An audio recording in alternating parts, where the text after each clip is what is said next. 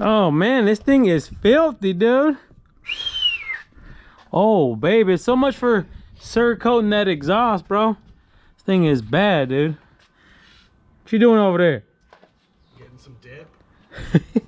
Guys, we are working on Frankenstein a little bit today, man. This thing needs some love. Got a new sway bar from UMI.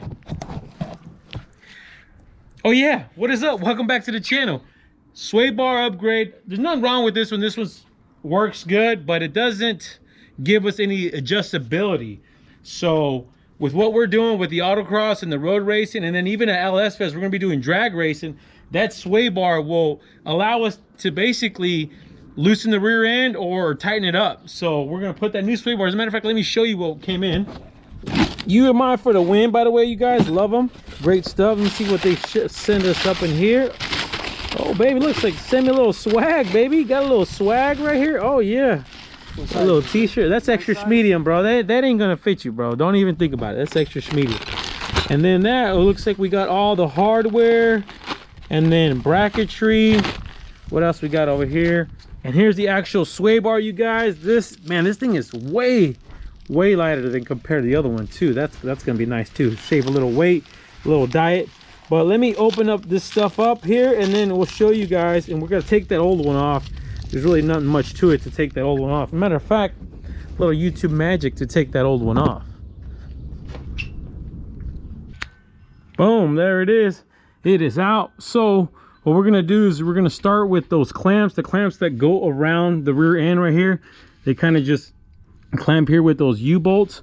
But for the other step, we're gonna end up having to drill into this frame right here. In this area, you're gonna have 2 bolts, or 2 holes I say you're gonna have to drill out in here. I want to say it's a 3/8 bit, and that's gonna hold the end links, and that'll give you the adjustability there. But it is important though for the car to actually be sitting at ride height.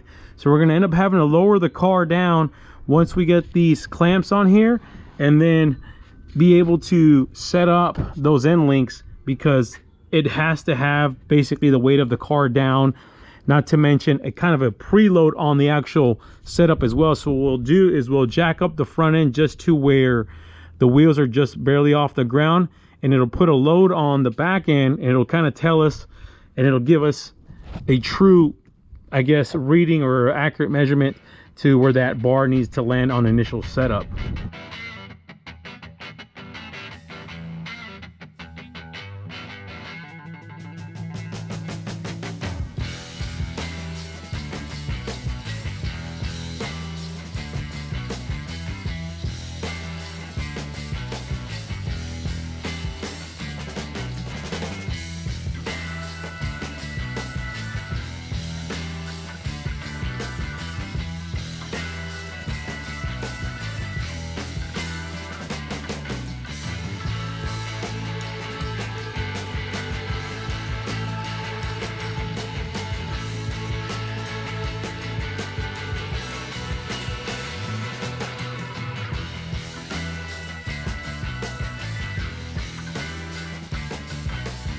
Kale, bro, I'm glad you're here, bro, because that was a little pain in the ass.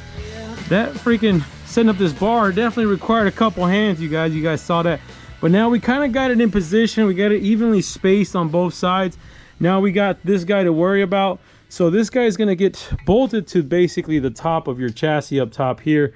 I can do this with one hand. So we're going to end up kind of positioning it just like that. You want to find a sweet spot. It does come with spacers and things like that. So find a good position for it, and then you're going to drill your 2 holes up top, and then you're going to have your also a sandwich plate on the top for the bolts.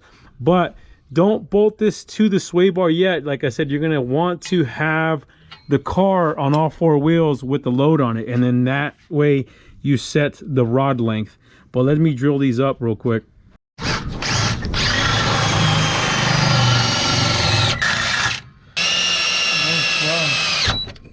Went ahead and put these on, you guys, but we did run into an issue.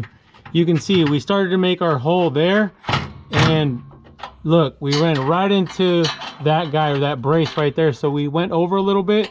You shouldn't have an issue, but definitely go over a bit. And then not only that, that's top bracket, if you don't go over a bit, you won't be able to put that one on there also. But you should have no problems putting that on either way, because they give you plenty of shims and everything else to move that link around. All right, we got the link installed, you guys, but obviously everything's still loose.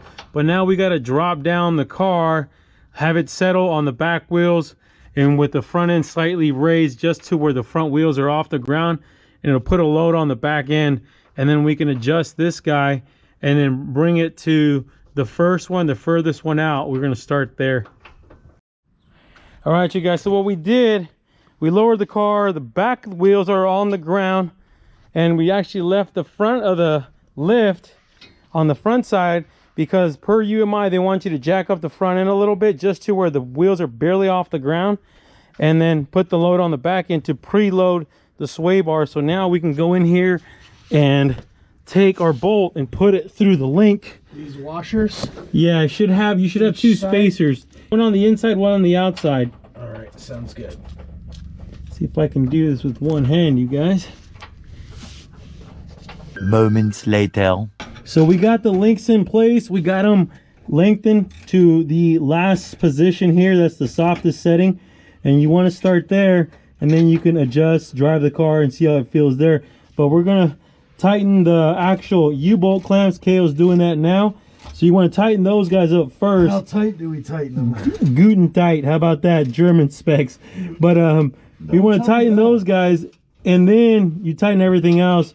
So that way we know that bar is not going to move. We can actually probably lift the car up to tighten the rest of the end links. The following Thursday. So you guys, it is the next day. I actually did a little bit more research because I want to make sure you guys get the correct information. So the setup that we had just did, where we basically lift the car up in the air, it's actually for a drag setup. So you're mimicking basically the launch when you're launching the car, and basically have that preload on that sway bar.